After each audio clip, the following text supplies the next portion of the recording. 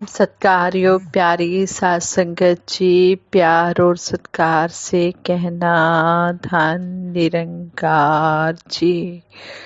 सतगुरु निरंकार दातार सात संगत माँ का दासी कोटिन कोटिन बार शुक्राना करती है और यही आशीर्वाद मांगती है कि हे दातार सच्चे पातशाह, हम सभी परिवारों सहित आप जी के चरणों में जुड़े रहें, आप जी का आशीर्वाद पाते रहें। सात संगत जी, सतगुरु माता सुदीक्षा जी महाराज ने अपने बर्थडे पर हमें रिटर्न गिफ्ट भी दिया है।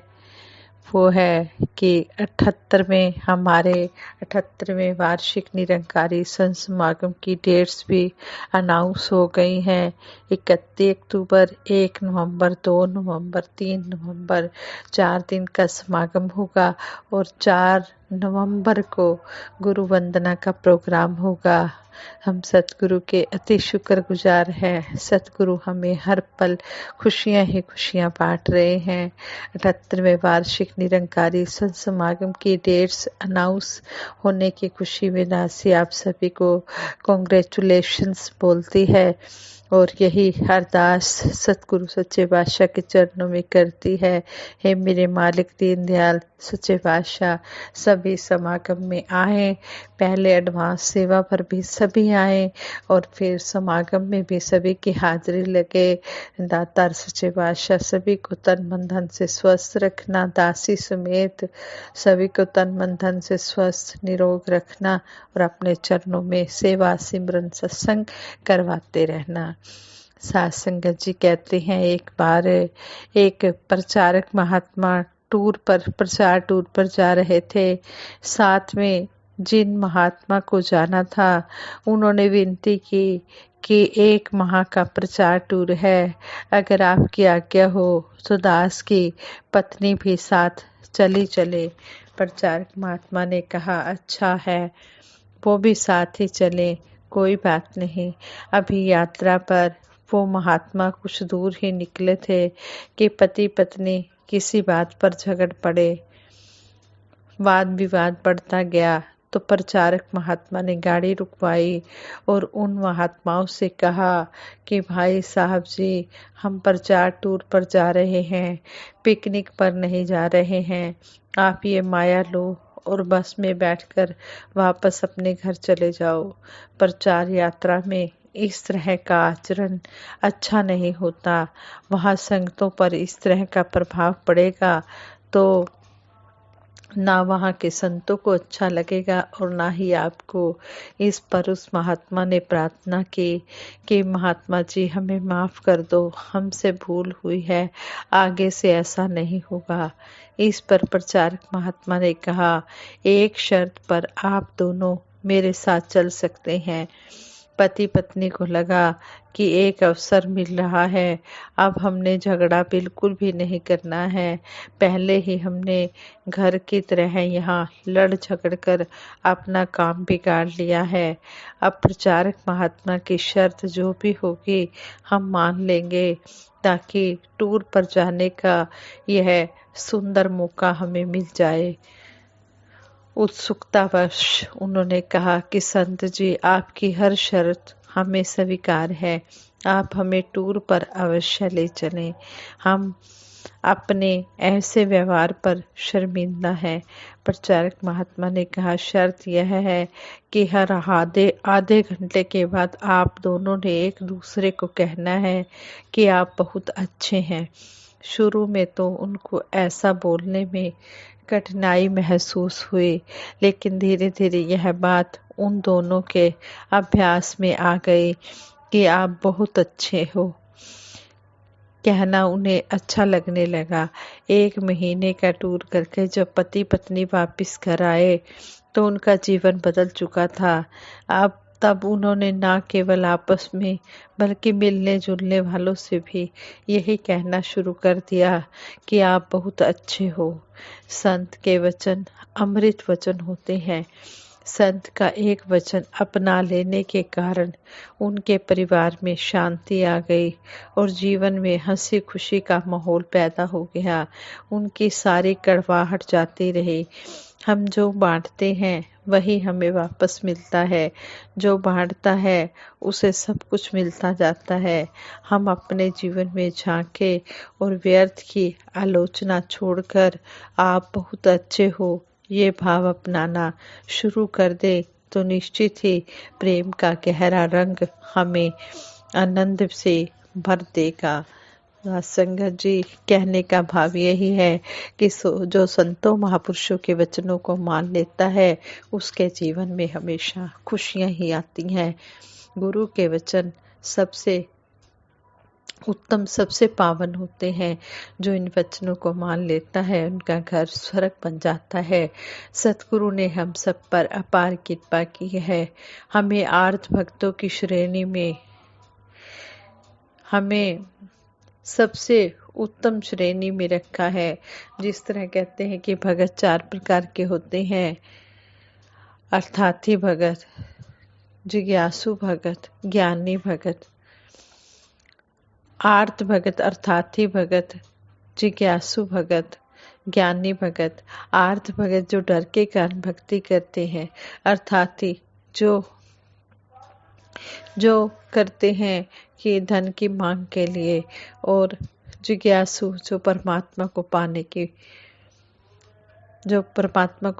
की चाह में अपना भक्ति करते हैं, और ज्ञानी जिनको कुछ नहीं चाहिए, सिर्फ परमात्मा का प्रेम भक्ति चाहिए और वो परमात्मा के प्रेम में भक्ति में डूबे रहते हैं।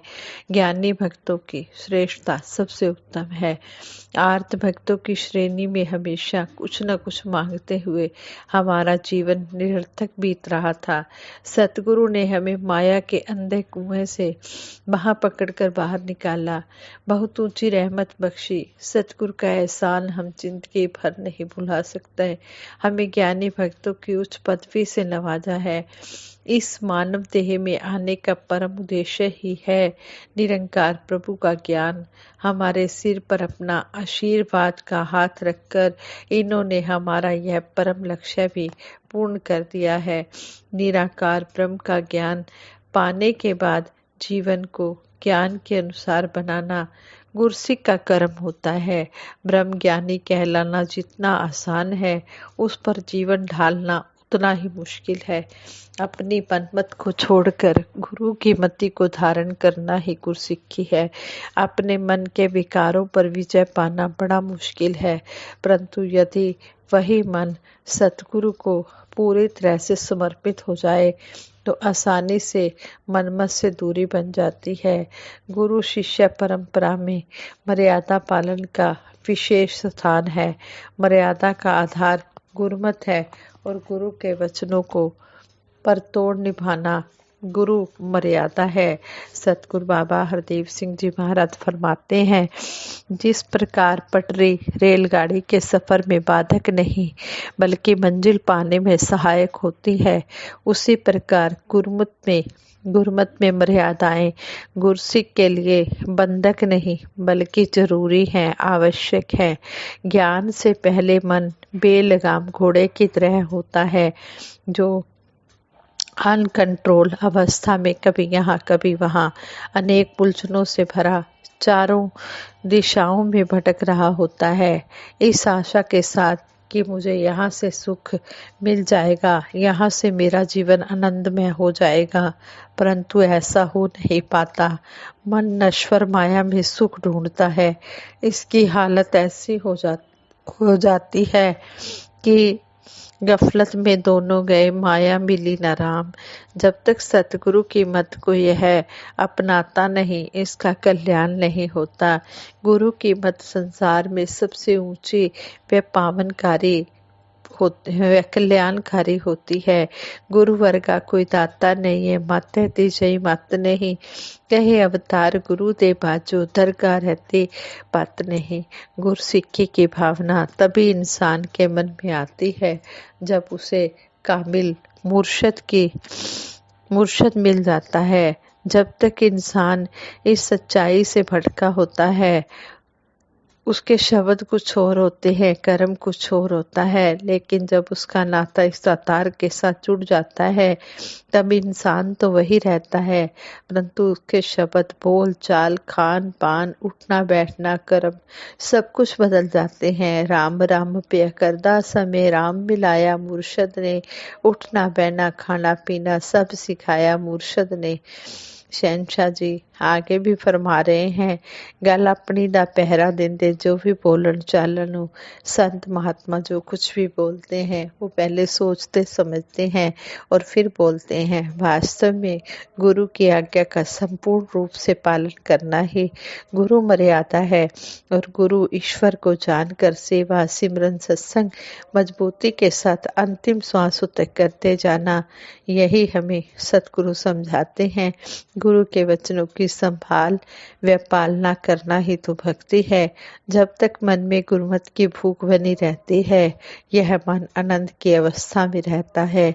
जब इस मन में अहंकार आ जाता है तो यह आनंद से दूर हो जाता है। हम अक्सर गीत भी सुनते हैं, गुरुमत एक रास्ता है, गुरसिख राही है, एनु ज्ञान दे प्यार मिले, अहंकार मनाही है। कि गुरुमत एक रास्ता है और गुरसिख जो है वो यात्री है, राही है। जब इसको ज्ञान के पैर मिल जाते हैं तो फिर समझाया जाता है कि अहंकार नहीं करना है। भूख होवे गुरमत दी, मन खुश रहंदा है, जे भूखे मिट जावे ता मन कहंदा है, हुण पहले वाला आनंद क्यों नहीं मिलता। कहते हैं कि जब मन में गुरमत की भूख होती है तो मन खुश रहता है, लेकिन अगर गुरमत की भूख नहीं रहती तो फिर पहले वाला आनंद मिल ही नहीं सकता।